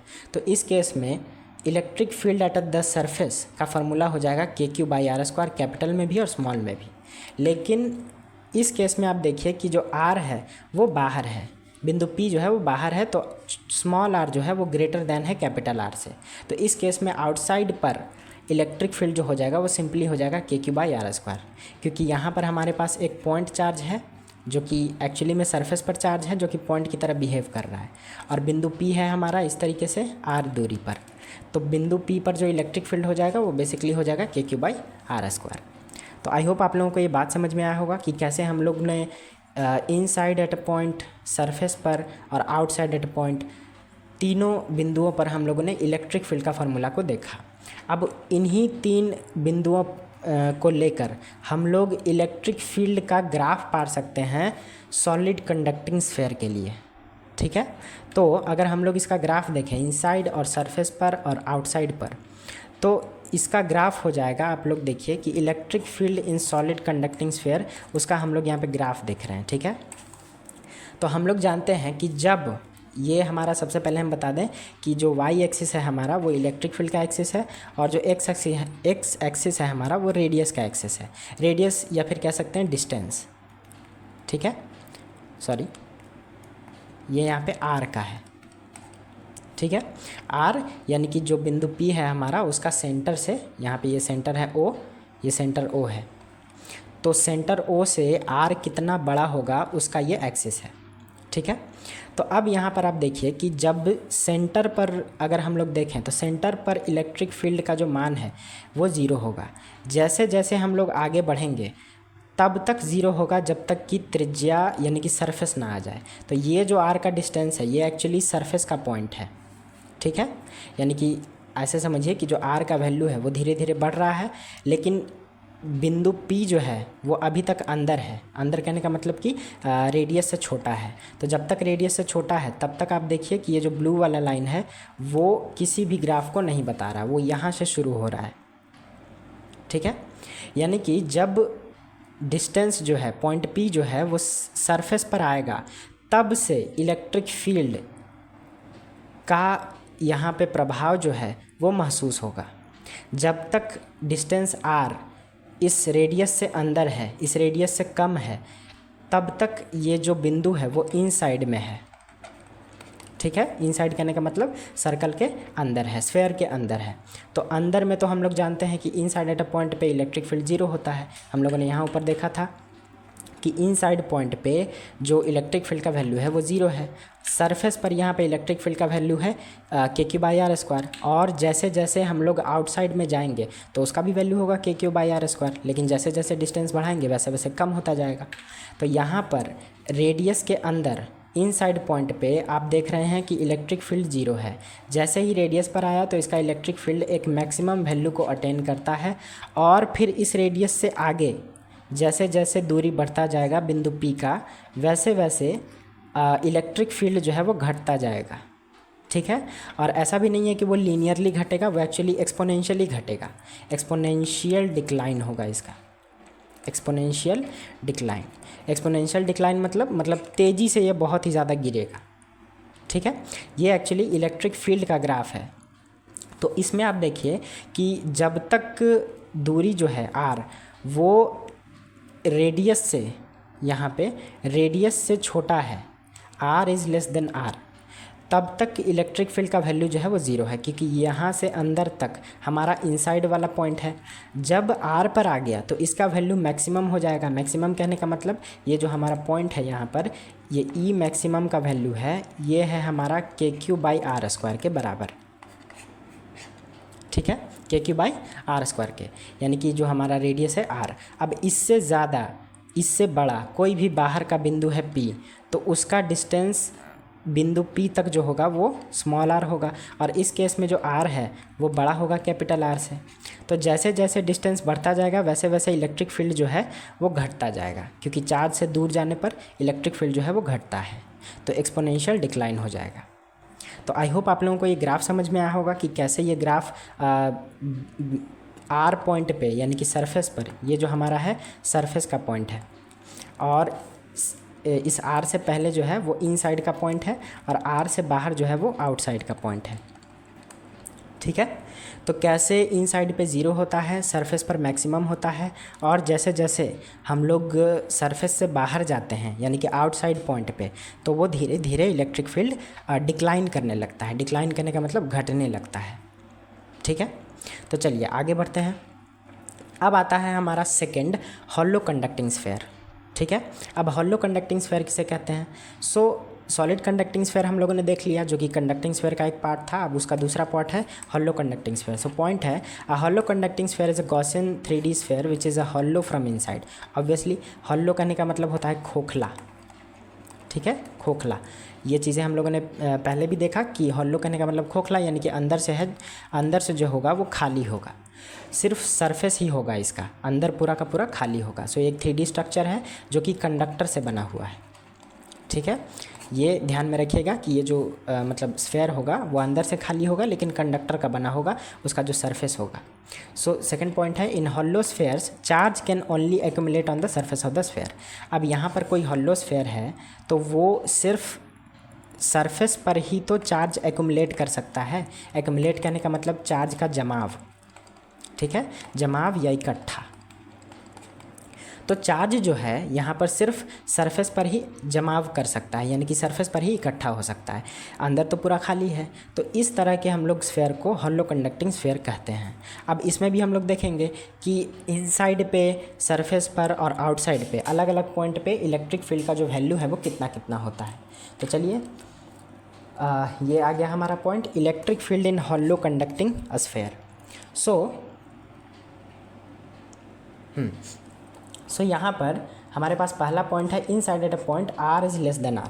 अगर कोई बिंदु है यहाँ पर P जो कि अंदर है, गॉसियन स्फेयर के अंदर, तो इस केस में हम जानते हैं कि जो बिंदु P तक का डिस्टेंस है वो तो हमारा है, ये सेंटर से डिस्टेंस है R, और रेडियस है हमारा यहाँ पर कैपिटल R।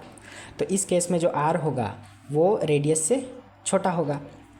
तो अंदर के किसी बिंदु पर कितना होगा इलेक्ट्रिक फील्ड? ऑब्वियसली यहाँ पे ज़ीरो होगा। कैसे? क्योंकि अंदर तो खाली है, और खाली जगह पे क्योंकि सारा का सारा चार्ज जो है वो तो सरफेस पर है। यहाँ पर सारा का सारा हम लोगों ने चार्ज देखा कि ये सरफेस पर एक्यूमुलेटेड है, सरफेस पर जमा हुआ है। तो since no net charge is enclosed by the Gaussian sphere because all charges resides on the surface, hence the electric field inside the hollow conducting sphere is zero. कहने का मतलब कि सारा का सारा जो चार्ज है वो तो सरफेस पर है, इनसाइड में तो कोई भी चार्ज नहीं है। तो जब इनसाइड में कोई चार्ज ही नहीं है तो अंदर में इलेक्ट्रिक फील्ड का जो वैल्यू आ जाएगा हमारा, वो आ जाएगा ज़ीरो। ठीक है, आगे चल के हम लोग इसका भी ग्राफ देखेंगे। तो सेकंड पॉइंट पर आते हैं, at the surface r equal to R. अब एक बिंदु है हमारा बिंदु P जो कि सरफेस पर है, तो इस केस में जो हमारा रेडियस है r और जो सेंटर से बिंदु P का डिस्टेंस है r, ये दोनों आपस में बराबर होगा। तो पॉइंट है हमारा कि all charges resides on the surface, so we can take the effect of net charge at the centre of the Gaussian sphere. यहाँ पर चूँकि सारे चार्जेस जो हैं वो सरफेस पर हैं, तो हम लोग इन सभी चार्जेस का जो इफ़ेक्ट है, इफ़ेक्ट मतलब प्रभाव, नेट चार्ज का जो प्रभाव है उसको हम लोग सेंटर पर अज्यूम कर सकते हैं, सेंटर पे मान सकते हैं, जैसा कि सारा चार्ज जो है वो सेंटर पे अवस्थित है। तो hence the electric field on the surface due to the net charges. अब चूँकि सेंटर पर कोई चार्ज है और r दूरी पर हमारा सरफेस है, तो इस पर जो पॉइंट P है उस पर इलेक्ट्रिक फील्ड का फॉर्मूला आ जाएगा ई सरफेस का KQ/r², या फिर हम लोग इसको ऐसे भी लिख सकते हैं KQ/R²। ठीक है, तो ये दोनों जो फार्मूले हैं वो बहुत ही इंपॉर्टेंट है। आई होप आप लोगों को ये बात समझ में आया होगा। तो चलिए नेक्स्ट पॉइंट है हमारा third, outside eight a point r is greater than r। अब कोई बिंदु बाहर है तो सरफेस पर हमारा टोटल चार्ज है Q। तो इस बार आप देखिएगा कि जो बिंदु P का डिस्टेंस है r और जो रेडियस है हमारा r, उसमें छोटा वाला r जो है वो बड़ा है। तो पॉइंट है हमारा कि for any point outside the Gaussian sphere behaves like a point charge. अब कोई भी बिंदु बाहर है तो उसके लिए ये जो स्फीयर होगा ना वो एक पॉइंट चार्ज की तरह बिहेव करेगा। ये हम लोगों ने उसमें भी देखा सॉलिड कंडक्टिंग स्फीयर में कि अगर कोई बिंदु बाहर होता है तो उसके लिए पूरा का पूरा गॉसियन स्फीयर एक पॉइंट चार्ज की तरह बिहेव करता है। सो पॉइंट चार्ज कहने का मतलब जैसा कि एक सेंटर पर कोई चार्ज हो यहाँ पर।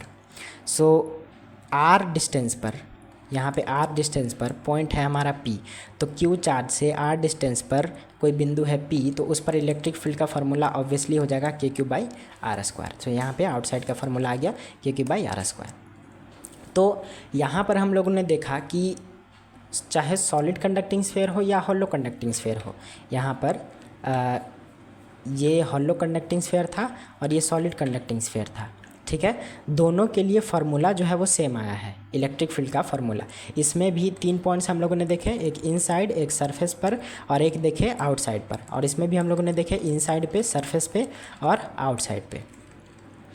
ठीक है, तो दोनों में फार्मूला हम लोगों ने देखा कि सेम है। सॉलिड कंडक्टिंग स्फीयर में भी जो हमारा इनसाइड वाला पॉइंट है कि इनसाइड एट अ पॉइंट, वहाँ पे भी इलेक्ट्रिक फील्ड यहाँ पे 0 है। सरफेस पर यहाँ पे KQ/R² है। यहाँ पे ई सरफेस का जो वैल्यू है वो KQ/R² है, KQ/R² चाहे वो स्मॉल में हो या कैपिटल में। आउटसाइड पे जो है वो है KQ/R² स्मॉल में। ठीक है, और वही चीज़ हम लोगों ने देखा फिर ग्राफ के साथ हम लोगों ने देखा, फिर हॉलो कंडक्टिंग स्फीयर देखा कि इनसाइड में इलेक्ट्रिक फील्ड का जो वैल्यू है वो 0 है। ठीक है, जैसा कि सॉलिड कंडक्टिंग स्फीयर में था, और सरफेस पर भी वही है, ई सरफेस बराबर KQ/R², जैसा कि सॉलिड कंडक्टिंग स्फीयर में। और आउटसाइड में भी देखा कि ये बिंदु r जो है, डिस्टेंस r जो है उस पर पॉइंट P है, तो ई आउटसाइड जो हो जाएगा वो KQ/R²। तो चूँकि दोनों का यहाँ पर फॉर्मूला सेम है, इसलिए यहाँ पे ग्राफ भी सेम होगा। तो ऑब्वियसली यहाँ पे वही ग्राफ है कि जी हमारा y एक्सिस इलेक्ट्रिक फील्ड का, r है हमारा x एक्सिस का। यहाँ पर जब तक सरफेस पॉइंट से, यानी कि r डिस्टेंस जो है यहाँ पे, ये सरफेस पॉइंट है, इससे जब तक कम रहेगा दूरी पॉइंट P का, तब तक इलेक्ट्रिक फील्ड यहाँ पे 0 रहेगा। और जैसे ही सरफेस पर आएगा तो ये एक मैक्सिमम वैल्यू लेकर आएगा। ठीक है, तो यहाँ से ये मैक्सिमम वैल्यू स्टार्ट होता है। सो ई मैक्सिमम का यहाँ पे वैल्यू हो जाएगा KQ/R²। ठीक है, और जैसे जैसे डिस्टेंस आगे बढ़ेगा, यानी कि r is greater than r, तब वैसे वैसे यहाँ पे इलेक्ट्रिक फील्ड जो है वो डिक्लाइन करेगा, यानी कि धीरे धीरे घटेगा। पॉइंट चार्ज से कोई भी बिंदु अगर दूर जाता है, यहाँ पर अगर टोटल पॉइंट चार्ज Q है, उससे अगर कोई बिंदु दूर जाता है तो जितना दूर जाएगा उतना ही कम इलेक्ट्रिक फील्ड देखने को मिलेगा। ठीक है, तो आई होप आप लोगों को ये ग्राफ समझ में आया होगा। तो चलिए अब आते हैं नॉन कंडक्टिंग स्फीयर पे। अब यहाँ पर हम लोगों ने देखा था कि कंडक्टिंग स्फीयर यानी कि ऐसा स्फीयर जो सुचालक से बना हुआ है, तो नॉन कंडक्टिंग स्फीयर हो जाएगा ऐसा स्फीयर जो कुचालक से बना हुआ है। कुचालक या फिर आप कह सकते हैं नॉन कंडक्टर से, जो सुचालक नहीं है। सो पॉइंट देख लेते हैं। A non conducting sphere is a 3D Gaussian sphere that is usually made up of insulators like plastic and rubber et cetera. So यहाँ पर नॉन कंडक्टिंग स्फेयर जो है वो ऑब्वियसली एक 3D गॉसियन स्फेयर है, एक 3D स्ट्रक्चर है जो कि बेसिकली इंसुलेटर से बना होता है, जैसे कि प्लास्टिक। आपने देखा होगा कि एक प्लास्टिक का बॉल होता है जो अंदर से खाली होता है। कुछ ऐसी भी चीज़ें होती हैं जो प्लास्टिक या नॉन कंडक्टर से बनी होती है, जैसे कि यहाँ पे होता है कांच। हम लोगों ने एग्जांपल में लिया था कि कांच से अगर कोई गोली, यहाँ पर जो बॉल्स होते हैं ग्लास बॉल्स, वो अंदर से सॉलिड होते हैं और नॉन कंडक्टर हैं। कांच जो है उसमें जो इलेक्ट्रिक करंट है वो फ्लो नहीं होता, सो नॉन कंडक्टर भी है और सॉलिड भी है। प्लास्टिक का बॉल देखें तो वो नॉन कंडक्टर है और हॉलो है, ठीक है। सो प्लास्टिक से बने होंगे या ये भी हो सकता है रबर। आप लोगों ने रबर बॉल भी देखा होगा, एक छोटा सा रबर बॉल होता है, तो रबर बॉल नॉन कंडक्टर का बना हुआ है और वो स्फेयर भी होता है, गोला भी होता है, ठीक है। तो इस तरह के जो स्फेयर होते हैं वो नॉन कंडक्टिंग स्फेयर कहलाते हैं, ठीक है। सो अगला पॉइंट है हमारा कि any non conducting sphere doesn't allow charges to flow through it. कोई भी नॉन कंडक्टर स्फेयर जो है वो अपने से होकर चार्ज को जाने नहीं देगा, यानी कि चार्ज का फ्लो वो कभी नहीं करेगा। जैसे कि रबर का कोई बॉल है यहाँ पर, तो रबर का बॉल जो है वो कभी भी अपने से होकर चार्ज को जाने नहीं देगा। हाँ, अगर रबर ना लेके कोई दूसरा मटेरियल लें, जैसे कि प्लास्टिक ले लें, तो वो है तो वो इंसुलेटर, लेकिन वो चार्ज कंटेन कर सकता है, ठीक है। फ्लो नहीं करेगा लेकिन कंटेन कर सकता है। जैसे अगर आपने देखा होगा कि जो कंघी होता है खासकर, वो भी एक्चुअली प्लास्टिक का ही बना होता है, लेकिन अगर उसको रब किया जाए, अगर उसको रगड़ा जाए, रब किया जाए, तो रब करने से उसके अंदर इलेक्ट्रोस्टैटिक चार्ज, इलेक्ट्रोस्टैटिक, यहाँ पर ये वर्ड है आपको समझना होगा, इलेक्ट्रोस्टैटिक। स्टैटिक कहने का मतलब अस्थिर, जो मूव ना करे, ठीक है, जो स्टिल रहे। सो इलेक्ट्रोस्टैटिक चार्ज जो है वो कंघी में या किसी प्लास्टिक में वहाँ पे जमा हो जाता है, ठीक है। वो चार्ज मूव नहीं करेगा, वो स्टैटिक रहेगा, अस्थिर रहेगा, ठीक है। तो भले ही कोई प्लास्टिक का बॉल या कोई भी ऐसा प्लास्टिक का कोई सब्सटेंस हो, वो चार्ज को फ्लो ना कराए क्योंकि वो कंडक्टर नहीं है, लेकिन इलेक्ट्रोस्टैटिक चार्ज कुछ देर के लिए उसके अंदर जमा हो सकते हैं, ठीक है। तो अगला पॉइंट है हमारा कि charge can uniformly distribute only on the surface of the non conducting sphere. हो सकता है ऐसा कि अगर कोई नॉन कंडक्टिंग स्फेयर है, उसके सरफेस पर जो चार्ज है वो जमा हो जाए, ठीक है, फ्लो ना करे लेकिन जमा हो सकता है। सो अब टाइप्स देख लेते हैं कि types of non conducting sphere जो है वो दो टाइप के होते हैं। हम लोगों ने पीछे भी कैटेगराइज किया था, पहला सॉलिड नॉन कंडक्टिंग स्फेयर और दूसरा हॉलो नॉन कंडक्टिंग स्फेयर, ठीक है। आप लोग चाहें तो इसका स्क्रीनशॉट ले लीजिए या फिर आप लोग इसको पॉइंट टू पॉइंट लिख भी सकते हैं। तो चलिए, अब जैसा हम लोगों ने सॉलिड कंडक्टिंग स्फेयर में देखा था, अंदर, सरफेस पर और बाहर 3 बिंदु पर इलेक्ट्रिक फील्ड, उसी तरीके से नॉन कंडक्टिंग स्फेयर में भी हम लोग इलेक्ट्रिक फील्ड का फॉर्मूला को देखेंगे, ठीक है। तो नॉन कंडक्टिंग स्फेयर में जो हमारा सबसे पहला कैटेगरी है वो है सॉलिड नॉन कंडक्टिंग स्फेयर। तो सॉलिड नॉन कंडक्टिंग मतलब यहाँ पर इनसाइड एट अ पॉइंट देखते हैं कि अगर कोई नॉन कंडक्टर है, नॉन कंडक्टिंग स्फेयर है और साथ ही साथ सॉलिड है, तो सॉलिड कहने का मतलब जो अंदर से भरा हुआ हो, ठीक है। जैसे कि कोई रबड़ का बॉल या फिर हो सकता है कोई कंचा हो सकता है, ठीक है। सो उसके अंदर एक बिंदु है P। तो अगर कोई बिंदु अंदर है तो सबसे पहला नंबर कि इसका जो रेडियस है वो तो हमारा कैपिटल R होगा और बिंदु P है वो हमारा स्मॉल r। तो अंदर के किसी बिंदु पे कितना इलेक्ट्रिक फील्ड होगा, तो यहाँ पर आप समझिए पॉइंट है कि if the total charge in the solid non conducting sphere is Q, अगर टोटल चार्ज यहाँ पर Q है जो कि इसके सरफेस पर रिसाइड कर रहा है, सरफेस पर जमा है, then the electric field inside the sphere varies linearly with the distance r of point P from the centre. अब इसको आप समझिएगा कि भले ही पॉइंट इसमें नॉन कंडक्टर में अंदर हो, लेकिन इनसाइड वाले पॉइंट में इलेक्ट्रिक फील्ड का जो वैल्यू है वो इस r डिस्टेंस के डायरेक्टली प्रोपोर्शनल होता है। डायरेक्टली प्रोपोर्शनल करने का मतलब कि जैसे जैसे ये r बढ़ेगा वैसे वैसे इलेक्ट्रिक फील्ड का वैल्यू जो है वो भी बढ़ेगा। अब ऐसा कैसे हो गया, इनसाइड पॉइंट में तो हम लोगों ने 0 देखा था कि इनसाइड पे 0 होता है, लेकिन इसमें आप समझिए कि ये कंडक्टर नहीं है, ये नॉन कंडक्टर है। तो नॉन कंडक्टर में होता ये है कि सारे चार्जेस जो हैं तो सरफेस पर। अब इससे होता ये है कि ये चार्ज जब इलेक्ट्रिक फील्ड को इधर निकालेगा तो ये रोक दिया जाएगा, इसका असर ज़्यादा दूर तक नहीं जाएगा, इधर वाला चार्ज भी ज़्यादा दूर तक नहीं जाएगा।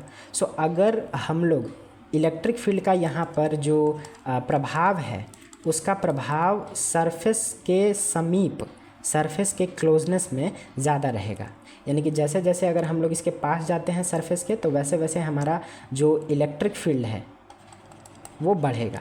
जैसे ही सरफेस पर चले गए वैसे ही उसका जो इलेक्ट्रिक फील्ड का इंटेंसिटी है वो मैक्सिमम होगा, और जैसे ही सरफेस के बाहर जाएंगे वैसे वैसे उसका इलेक्ट्रिक फील्ड फिर से कमने लगेगा। ठीक है, क्योंकि सारे के सारे चार्जेस जो हैं वो एक सरफेस पर है। सपोज़ मान लीजिए ये सरफेस है हमारा, ये प्लस प्लस प्लस प्लस, एक तरफ से हम लोग आ रहे हैं तो जैसे जैसे नज़दीक आएंगे वैसे वैसे इलेक्ट्रिक फील्ड का इंटेंसिटी बढ़ेगा। जो सरफेस है उस पर इलेक्ट्रिक फील्ड का वैल्यू मैक्सिमम होगा, और जैसे जैसे दूर जाएंगे वैसे वैसे फिर से इलेक्ट्रिक फील्ड का जो इंटेंसिटी है वो घटेगा। तो आई होप आप लोगों को ये बात समझ में आया होगा।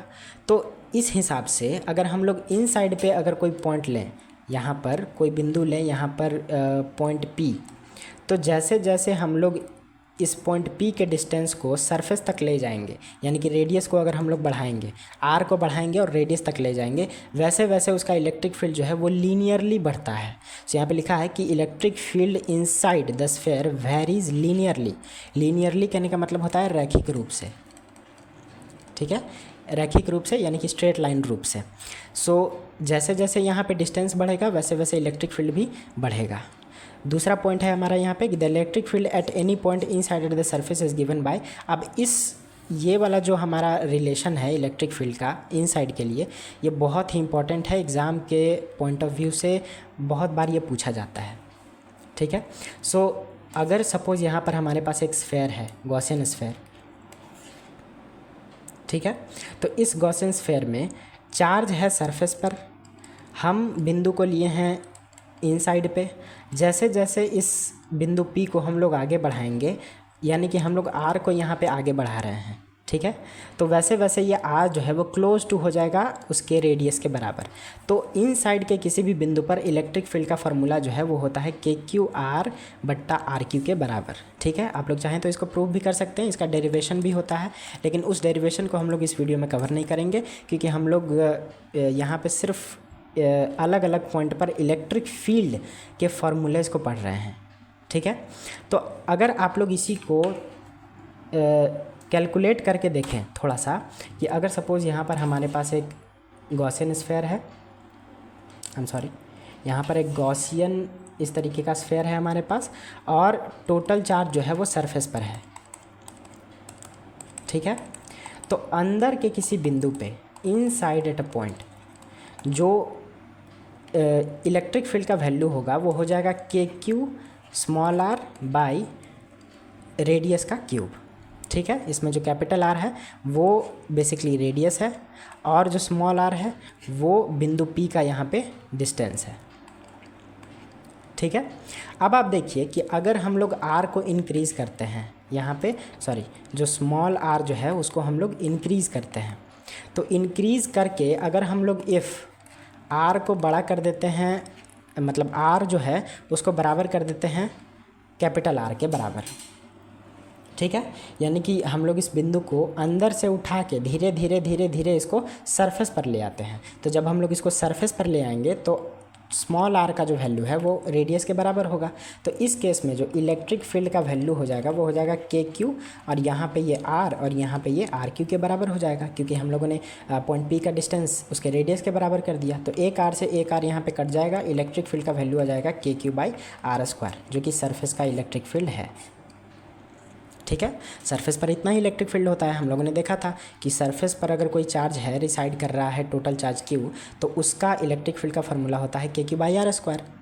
तो यहाँ पर इनसाइड के किसी भी पॉइंट पर इलेक्ट्रिक फील्ड का जो फार्मूला है वो हम लोगों ने देखा इतना होता है। ठीक है, तो आई होप आप लोगों को ये बात समझ में आया होगा। आप लोग चाहें तो इसका स्क्रीनशॉट ले लीजिए। तो चलिए टॉपिक में आगे बढ़ते हैं। अब अगला पॉइंट है हमारा सेकेंड, कि eight the surface at point P = R = R। यहाँ पर बिंदु P जो है वो अब अंदर से आ गया है सरफेस पर, तो ऑब्वियसली अगर सरफेस पर आ गया है तो ये जो स्मॉल r होगा और ये जो रेडियस r होगा वो आपस में क्या होगा, बराबर होगा। So at the surface electric field is maximum, surface पर जो इलेक्ट्रिक फील्ड होता है वो मैक्सिमम होता है। ग्राफ में भी हम लोगों ने देखा था कि r बिंदु पर जो रेडियस का बिंदु है वहाँ पर हम लोगों को मैक्सिमम इलेक्ट्रिक फील्ड देखने को मिलता है। The total charge q can be consider as the concentrated on the centre of the sphere, जो टोटल चार्ज q है वो है तो हमारा सरफेस पर, लेकिन उसको हम लोग समझ सकते हैं, अज्यूम कर सकते हैं कि वो सेंटर पर है, सेंटर पे कॉन्सेंट्रेटेड है। कॉन्सेंट्रेटेड कहने का मतलब होता है संघनित, ठीक है, संघनित। तो एक्चुअली संघनित नहीं होता है, ये होता तो है सरफेस पर, लेकिन उसका प्रभाव हमें देखने को मिलता है सेंटर के जैसा, ठीक है, यानी कि एक पॉइंट चार्ज के जैसा। सो अगला point, if the radius of the sphere is r then the electric field on the surface is which is E maximum KQ/r², ठीक है। ये एक मैक्सिमम इलेक्ट्रिक फील्ड हमें देखने को मिलेगा, मैक्सिमम इलेक्ट्रिक फील्ड, ठीक है। और ध्यान देने वाला बात यह है कि ये नॉन कंडक्टर है। नॉन कंडक्टर कहने का मतलब कि इसमें चार्ज मूव नहीं कर सकता, अगर सरफेस पर है तो सरफेस पर ही होगा। जहाँ पर सपोज़ किसी ने रगड़ दिया, सपोज़ अगर कोई बॉल है उसको कहीं पर रब कर दिया, तो रब करने की वजह से जहाँ पे चार्ज जमा होगा वो वहीं पर होगा, वो फ्लो नहीं करेगा। सो नॉन कंडक्टर कहने का मतलब जिसमें चार्ज फ्लो ना करे, ठीक है। तो चलिए अब तीसरा पॉइंट देखते हैं, आउटसाइड एट द सरफेस। तो आउटसाइड पे तो फार्मूला सबका सेम होता है, जैसे जैसे अगर सपोज़ सरफेस पर टोटल चार्ज यहाँ पे प्लस है तो उसको हम लोग समझ सकते हैं कि सेंटर पर चार्ज है, और जैसे ही हम लोग इस स्फेयर से बाहर निकलेंगे पॉइंट P, तो यहाँ पर जो पॉइंट P का डिस्टेंस है सेंटर से वो है स्मॉल r, और जो रेडियस है वो है हमारा कैपिटल R। तो इस केस में आउटसाइड पे जो r है वो बड़ा है r से। So for any point outside the sphere it behaves like a point charge. ये हम लोगों ने देखा कि अगर बाहर कोई बिंदु है तो वो उसके लिए पॉइंट चार्ज की तरह बिहेव करेगा। So the electric field at any point at a distance r outside is given by KQ/r²। अब सब फार्मूला सेम आएगा आउटसाइड के लिए, क्योंकि बाहर में अगर कोई भी बिंदु है तो उसका सेंटर से डिस्टेंस ऑब्वियसली उसके रेडियस से बड़ा होगा, तो उसका इलेक्ट्रिक फील्ड का वैल्यू हो जाएगा KQ/r²। अब जैसे जैसे डिस्टेंस इंक्रीज़ करेगा, अगर यहाँ पे रेडियस इंक्रीज़ करता है तो इलेक्ट्रिक फील्ड जो है वो डिक्रीज़ करेगा, ठीक है। यानी कि यहाँ पर जो इलेक्ट्रिक फील्ड का होता है r² के साथ वो इन्वर्सली प्रोपोर्शनल होता है रिलेशन, ठीक है। ये सवाल भी बहुत बार पूछा जाता है कि जैसे जैसे जो पॉइंट P है वो डिस्टेंस बढ़ेगा सेंटर से, तो इलेक्ट्रिक फील्ड पर उसका क्या प्रभाव पड़ेगा, तो वो डिक्रीज़ करेगा, ठीक है। तो चलिए अब आता है इसका ग्राफ। अब ये ग्राफ आपको समझना है यहाँ पर कि यहाँ पे टोटल एक हमारा इलेक्ट्रिक फील्ड का यहाँ पर है। हम लोग इसी ग्राफ को यहाँ पे भी देख सकते हैं कि graph of electric field in solid non conducting sphere. यहाँ पर आप लोग देखिए कि सेम ग्राफ है, वाई एक्सिस है हमारा इलेक्ट्रिक फील्ड का, यहाँ पर जो एक्स एक्सिस है वो रेडियस का है यहाँ पर, और सेंटर है O, यहाँ पे एक R रेडियस है जो कि सरफेस को बताता है। तो जैसे जैसे सेंटर से हम लोग R डिस्टेंस की तरफ बढ़ेंगे वैसे वैसे इलेक्ट्रिक फील्ड का इंटेंसिटी जो है वो बढ़ेगा, जीरो नहीं होगा। नॉन कंडक्टर में हम लोगों ने देखा यहाँ पर कि इन साइड वाले पॉइंट पे जीरो नहीं है, वो सॉलिड कंडक्टिंग स्फीयर वाला में था। नॉन कंडक्टर वाले में हम लोग देख रहे हैं कि यहाँ पे इन साइड में जो इलेक्ट्रिक फील्ड का वैल्यू है वो KQ/R² के बराबर है, यानी कि वो लीनियरली वैरी करता है, ये हम लोगों ने देखा था। सो यहाँ पर जो इस पॉइंट पर आप देखें कि सेंटर से जैसे जैसे डिस्टेंस बढ़ता है r और सरफेस पर आता है तो इसका जो इलेक्ट्रिक फील्ड का इंटेंसिटी है वो एक रेखा के रूप में ऊपर बढ़ रहा है। मैक्सिमम वैल्यू यहाँ पर है, और इस मैक्सिमम वैल्यू को अटेन करने के बाद, जो कि एक्चुअली में यहाँ पर आप देख सकते हैं इसके सरफेस पर है, तो सरफेस के बाद जैसे जैसे कोई बिंदु आगे जाएगा वैसे वैसे उसका इलेक्ट्रिक फील्ड घटता जाएगा। तो इसी ग्राफ को हम लोग अगर यहाँ पे समझें तो इसमें आप देखिए कि एक है हमारा रेडियस R जो कि सरफेस को बताता है। जैसे जैसे सेंटर O से हम लोग R की तरफ बढ़ेंगे, यानी कि बिंदु P जो है हमारा वो इन साइड में रहेगा और धीरे धीरे R की तरफ बढ़ेगा, वैसे वैसे इलेक्ट्रिक फील्ड का जो इंटेंसिटी है वो भी लीनियरली बढ़ेगा, ठीक है। यहाँ पे इतना, यहाँ पे इतना, और एक मैक्सिमम इलेक्ट्रिक फील्ड यहाँ पे देखने को मिलेगा जब रेडियस हो R के बराबर, और फिर जब R ग्रेटर देन R होगा तब धीरे धीरे वो डिक्लाइन करेगा, ठीक है। तो ये इन साइड वाले पॉइंट पे इलेक्ट्रिक फील्ड को बताता है, ये सरफेस पॉइंट पे बताता है, सरफेस पॉइंट जिसका वैल्यू हम लोगों ने देखा KQ/R/Q। और ये जो ग्राफ है इसके बाद R के बाद वो हमारा बताएगा आउटसाइड वाले के लिए, जिसका वैल्यू होता है KQ/R²। ठीक है, सॉरी, सरफेस के लिए हम लोगों ने फार्मूला देखा था KQ/R², और इनसाइड वाले के लिए हम लोगों ने फार्मूला देखा था यहाँ पर कि अगर कोई बिंदु अंदर है तो इनसाइड के लिए फार्मूला होता है इलेक्ट्रिक फील्ड का KQ/R⁻Q। ठीक है, तो आई होप आप लोगों को ये ग्राफ समझ में आया होगा। आप लोग चाहें तो इसका स्क्रीनशॉट ले सकते हैं, हम थोड़ा सा इसको इरेज कर देते हैं। यहाँ पे ये हो जाएगा इलेक्ट्रिक फील्ड का वैल्यू इनसाइड के लिए KQ/R/Q। ठीक है, तो चलिए आगे बढ़ते हैं। अब उसी तरीके से नॉन कंडक्टिंग स्फीयर हम लोगों ने देख लिया, उसका सॉलिड वाला पार्ट देख लिया, तो उसी तरह इसका हॉलो वाला पार्ट देखेंगे कि electric field due to hollow non conducting sphere. So ये एक ऐसा नॉन कंडक्टर का बना स्फीयर है जो कि अंदर से खाली है, अंदर से ये खाली है। सो खाली कहने का मतलब कि अंदर कुछ नहीं है, अंदर हो सकता है फ्री स्पेस हो या हो सकता है हवा हो। सो पहला पॉइंट हमारा आता है इलेक्ट्रिक फील्ड में कि इनसाइड एट अ पॉइंट, अगर कोई बिंदु अंदर है तो अंदर पे, हाँ अब इसमें आप देखिए कि अगर कोई बिंदु इनसाइड पर है तो R जो होगा वो कैपिटल R से छोटा होगा। तो the electric field inside at a hollow non conducting sphere is always zero. अब चूंकि ये हॉलो है, खोखला है, तो खोखले सब्सटेंस में कोई भी इलेक्ट्रिक फील्ड नहीं होता। ठीक है, चाहे वो कंडक्टिंग स्फीयर हो, हॉलो कंडक्टिंग स्फीयर, या फिर नॉन कंडक्टिंग स्फीयर हो, हॉलो नॉन कंडक्टिंग वाला। तो हॉलो वाला जितना भी रहेगा, यानी कि जो अंदर से खाली है, उसके अंदर इलेक्ट्रिक फील्ड, इनसाइड वाला इलेक्ट्रिक फील्ड जो है वो हमेशा ज़ीरो होगा। आप लोगों को ये याद रखना है। अब चाहे क्वेश्चन कैसे भी घुमा के पूछे, हॉलो कंडक्टिंग स्फीयर हो चाहे हॉलो नॉन कंडक्टिंग स्फीयर हो, दोनों केसेस में जो इनसाइड में पॉइंट है वहाँ पर इलेक्ट्रिक फील्ड हमेशा ज़ीरो देखने को आपको मिलेगा। ठीक है, चलिए नेक्स्ट पॉइंट पे चलते हैं। तो सेकंड पॉइंट है हमारा पॉइंट एट द सरफेस। अगर कोई बिंदु है सरफेस पर, तो सरफेस पर जो R है वो उसके रेडियस के बराबर होगा। तो eight any point eight the surface of a non conducting hollow sphere the electric field is obviously, surface पर तो टोटल चार्ज यहाँ पे जमा है, तो टोटल चार्ज अगर है तो ये मैक्सिमम वैल्यू हमको देगा। सो ई सरफेस पर हमारा ई मैक्सिमम देखने को मिलता है विच इज़ इक्वल टू KQ/R², या इसको ऐसे भी लिख सकते हैं KQ/R², स्मॉल R² या कैपिटल R², क्योंकि दोनों केसेस में R जो है वो R के बराबर है। चलिए थर्ड पॉइंट है हमारा यहाँ पे कि आउटसाइड पे पॉइंट पे हम लोगों ने देखा कि जैसे जैसे पॉइंट P जो है वो अपने सेंटर से आगे बढ़ता है तो उसका डिस्टेंस के बढ़ने के साथ साथ इलेक्ट्रिक फील्ड का इंटेंसिटी घटता जाता है। सो R दूरी पर इलेक्ट्रिक फील्ड का इंटेंसिटी हो जाएगा KQ/R²। So for any point outside of the surface the Gaussian sphere behaves like a point charge. बाहर का कोई बिंदु है तो उसके लिए तो पूरा का पूरा गॉसियन स्फीयर एक पॉइंट चार्ज के लिए बिहेव करेगा। ठीक है, यानी कि जैसा कि एक पॉइंट चार्ज है। अब the electric field at any point outside of the surface is hence E outside is equal to KQ/R²। अब इतने सारे कैटेगरी करने का क्या ज़रूरत था जब सारे का फार्मूला सेम ही है KQ/R²। ठीक है, तो यहाँ पर हमें कैटेगरी वाइज जो अलग अलग नाम है उसको हम लोगों को ध्यान में रखते हुए यहाँ पर फार्मूलाज को देखना पड़ता है कि कंडक्टर का बना हुआ है या नॉन कंडक्टर का बना हुआ है, सॉलिड है या हॉलो है।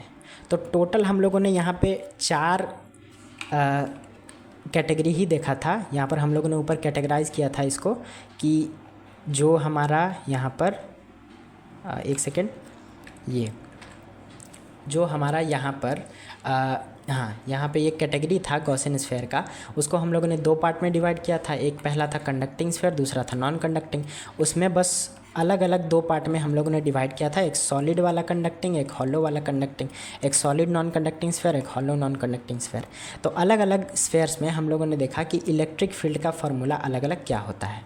ठीक है, तो हॉलो नॉन कंडक्टिंग वाला हम लोगों ने देखा कि यहाँ पर कि जो हॉलो नॉन कंडक्टिंग स्फीयर होता है उसके सरफेस पे मैक्सिमम इलेक्ट्रिक फील्ड, और आउटसाइड पे जैसे जैसे आगे बढ़ेगा वैसे वैसे इलेक्ट्रिक फील्ड कम होता जाएगा। यहाँ पे R इंक्रीज़ तो इलेक्ट्रिक फील्ड जो होगा वो डिक्रीज़। तो इसका भी ग्राफ वैसा ही होगा जैसे पिछले वाले का था कि अगर इन साइड में इलेक्ट्रिक फील्ड 0 है तो जब तक R नहीं आ जाता जब तक रेडियस नहीं आ जाता यहाँ पर तब तक हमें मैक्सिमम वैल्यू अटेन नहीं होगा। जब आर आ जाएगा तो यहाँ पे हमें मैक्सिमम इलेक्ट्रिक फील्ड देखने को मिलेगा, which is equal to KQ/R²। Inside पे यहाँ पे हमें इलेक्ट्रिक फील्ड 0 देखने को मिलेगा जब R से छोटा हो R, ठीक है। और जब R small r capital R से बड़ा होगा, यानी कि पॉइंट P जो है वो आउटसाइड पे होगा, तो उस केसेस में जैसे जैसे आगे बढ़ेगा वैसे वैसे इलेक्ट्रिक फील्ड यहाँ पे डिक्लाइन करेगा। तो आई होप आप लोगों को समझ में आया होगा। तो ये सारे कैटेगरी आपको याद रखने हैं। आप चाहें तो इसका पूरा नोट्स बना सकते हैं, आप लोग इसका स्क्रीनशॉट ले सकते हैं। इस वीडियो का जो PDF है वो आपको नीचे डिस्क्रिप्शन बॉक्स में आपको मिल जाएगा, वहाँ पर आप जाइए, वहाँ पर लिंक दिया हुआ है, लिंक पे क्लिक कीजिए, आप लोग टेलीग्राम पे रीडायरेक्ट हो जाइएगा, वहाँ से आप लोग इस पूरे वीडियो का PDF डाउनलोड कर सकते हैं, ठीक है। तो चलिए, वीडियो काफ़ी लंबा था। अगर आप लोगों ने इस वीडियो को पूरा देखा है तो आपके एप्लीकेशन ऑफ गॉसस लॉ में सारे कॉन्सेप्ट्स जो होंगे वो क्लियर हो गए होंगे। आगे एप्लीकेशन ऑफ गॉसस लॉ में और भी कॉन्सेप्ट्स हैं, जैसे कि infinite thin sheet of charge, इसके अलावा सॉलिड शीट ऑफ चार्ज, ये सारी चीज़ें हम लोग आगे देखेंगे, ठीक है। तो चलिए, इस वीडियो के लिए इतना ही। वीडियो में बने रहने के लिए बहुत बहुत धन्यवाद। तो चलिए मिलते हैं अगले वीडियो में, तब तक के लिए